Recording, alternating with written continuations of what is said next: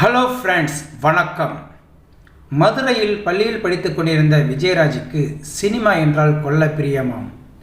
அதுவும் எம்ஜிஆர் படங்கள் என்றால் ரிலீஸ் அன்றே தியேட்டருக்கு போய் விடுவாராம்.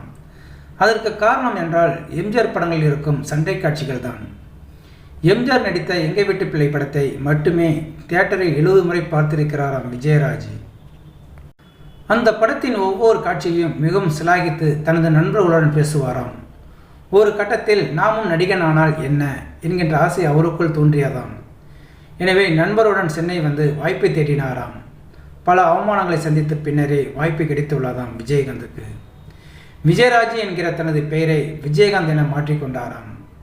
எம்ஜிஆரை போலவே ஆக்ஷன் படங்கள் நடித்து ரசிகர்கள் மனதில் இடம் பிடித்தாராம் விஜயகாந்த். திரைப்படங்களில் தப்பு நடந்தால் எம்ஜிஆர் வந்து தட்டி கேட்பது போல அதே ரூட்டில் பயணித்தாராம் விஜயகாந்த். விஜயகாந்தின் உடன் இருந்தவர்கள் அவரை எம்ஜிஆரை போலவே ப்ரொமோட் செய்தார்களாம். ஆனால் சத்யராஜை போல பாக்யராஜை போல எம்ஜிஆரிடம் விஜயகாந்த் நெருக்கமாக பழகவில்லையாம். என்ன காரணமோ எம்ஜிஆரை சந்தித்து தனது அபிமானம் பற்றி பேச வேண்டும் என்று கூட விஜயகாந்துக்கு தோணவில்லையாம். அவரை சந்திப்பதில் தொடர்ந்து தயக்கம் காட்டி வந்தாராம் விஜயகாந்த்.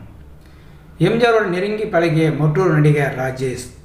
அவரின் குடும்ப திருமண விழாவுக்கு விஜயகாந்த் சென்றிருந்த போது அங்கு எம்ஜிஆரும் வந்திருந்தாராம். அப்போது விஜயகாந்தை எம்ஜிஆருக்கு அறிமுகம் செய்து வைத்தாராம் ராஜேஷ். அப்போது பல நாட்கள் பழகியது போல அவரை புன்சிரிப்புடன் வரவேற்று எம்ஜிஆர் அருகில் அமர வைத்து பேசியிருந்தாராம். அந்த சந்திப்பை மறக்கவே முடியாது என விஜயகாந்தும் சொல்லியிருந்தாராம்.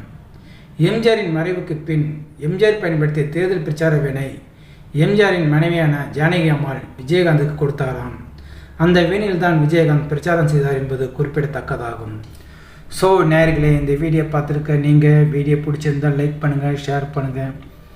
வீடியோ பற்றின கருத்துக்களை கமெண்ட் பாக்ஸில் கமெண்ட் பண்ணுங்கள். அப்படியே பக்கத்தில் இருக்கிற பெல் சிம்லேயே கிளிக் பண்ணுங்கள்.